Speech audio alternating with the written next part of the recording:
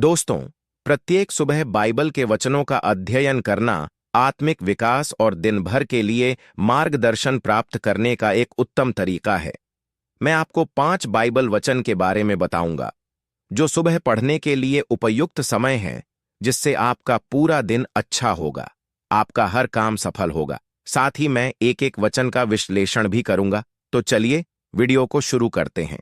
पहला वचन, भजन संहिता 62, 5 से 8 पद। उसमें ऐसा लिखा है, हे मेरे मन, परमेश्वर के सामने चुपचाप रह, क्योंकि मेरी आशा उसी से है। सचमुच वही मेरी चट्टान और मेरा उद्धार है, वह मेरा गढ़ है, इसलिए मैं न डिगूंगा। मेरा उद्धार और मेरी महिमा का आधार परमेश्वर है, मेरी दृढ़ चट्टान और मेरा शरण स्थान परमेश्वर है।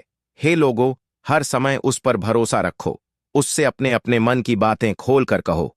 परमेश्वर हमारा शरण स्थान है। दोस्तों, इस वचन को राजा दाऊद ने लिखा, क्योंकि उसने इस बात को अनुभव किया था। वचन हमें सिखाता है कि हमें अपने मन को शांत रखते हुए परमेश्वर पर पूर्ण विश्वास रखना चाहिए। परमेश्वर हमारी चट्टान, उद्धार और शरण स्थान है। जीवन की कठिनाइयों में जब हम अस्थिर महसूस करते हैं, तब यह वचन हमें स्थिरता और सुरक्षा का आश्वासन देता है। हमें हर समय परमेश्वर पर भरोसा रखना चाहिए और अपने दिल की बातें उससे साझा करनी चाहिए, क्योंकि वह हमारा सच्चा शरण स्थान है। दूसरा वचन, नीति वचन 3 से 6 पद। उसमें ऐसा लिखा है, तू अपनी समझ का सहारा न लेना, वरन संपूर्ण मन से यहोवा पर भरोसा रखना। उसी को स्मरण करके सब काम करना, तब वह तेरे मार्ग सीधे करेगा। दोस्तों, इस वचन को राजा सुलेमान के द्वारा लिखा गया। उसने यहोवा परमेश्वर पर पूर्ण विश्वास किया, इसीलिए परमेश्वर ने उसे संसार का बुद्धिमान व्यक्ति बनाया। यह वचन हमें सिखाता है कि हमें अपनी बुद्धि पर निर्भर नहीं रहना चाहिए, बल्कि संपूर्ण हृदय से परमेश्वर पर विश्वास करना चाहिए।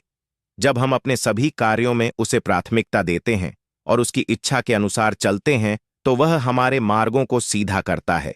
यह हमें यह भी याद दिलाता है कि हमारी समझ सीमित है, लेकिन परमेश्वर की बुद्धि असीमित है। तीसरा वचन, यशायाह 40:31 पद। वचन में ऐसा लिखा है, परंतु जो यहोवा की बाट जोहते हैं, वे नया बल प्राप्त करते जाते हैं।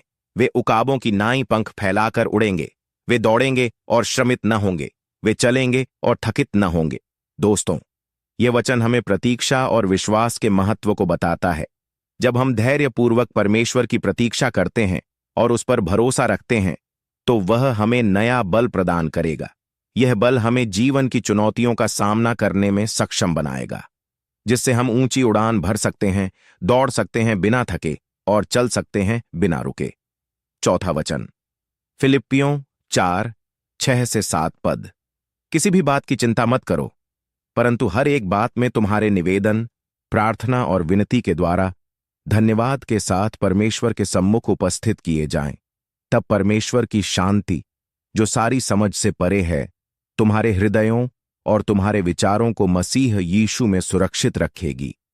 दोस्तों, यह वचन हमें चिंता को त्यागने और प्रार्थना के माध्यम से अपनी सभी आवश्यकताओं को परमेश्वर के सामने रखने के लिए प्रेरित करता है।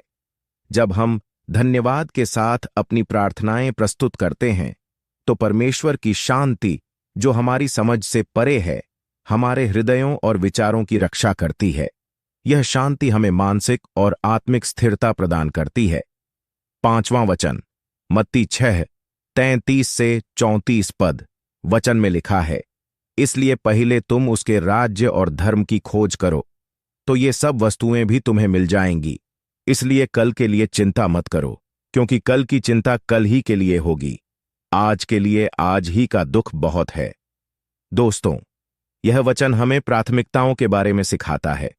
हमें पहले परमेश्वर के राज्य और उसकी धार्मिकता की खोज करनी चाहिए, और तब हमारी सभी आवश्यकताएं पूरी होंगी। साथ ही यह हमें वर्तमान में जीने और भविष्य की चिंताओं से मुक्त रहने के लिए प्रेरित करता है, क्योंकि प्रत्येक दिन की अपनी चुनौतियां होती हैं।